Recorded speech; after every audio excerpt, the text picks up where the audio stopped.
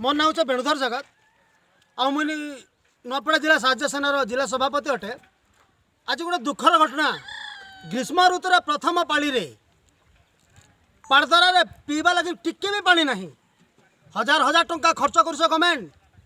आज मोर पाड़दरा गाँव लोग जंगल पानी पीउछन, नालार पानी पीउछन, इना पानी नहीं। लोग हंस हंस कर मरुछन। आउ इना गोटे हॉस्टल खोला जाऊ, हॉस्टल सुविधा नहीं। रास्ता अच्छी, रास्तार सुविधा नहीं।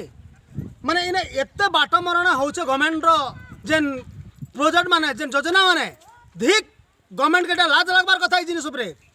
कहीं ना आम बड़े तले रोचे भी आम मनीष है। जड़े आम भाई पाड़दरा उपर रोचे भी से भी आम मनीष है।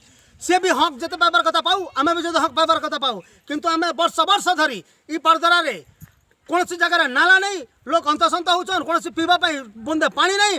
गवर्नमेंट कि प्रकार चले जदि पाड़दरा के तुरंत 5-6 दिन भीतर जदि पानी नहीं मिलबा, साहाय्य सेना सभापति कथा दौचे आगामी दिन रे ब्लॉक प्रशासन मुहे आमरण अनशन बसमी। से दिन प्रशासन इका के पानी देवा ना नहीं देवा, मैं प्रशासन के चेतावनी दौचे। प्रशासन जल्दी है भाई सजाग है जाओ। जदि सजाग नहीं है आगामी दिन सार फल से पाएबा।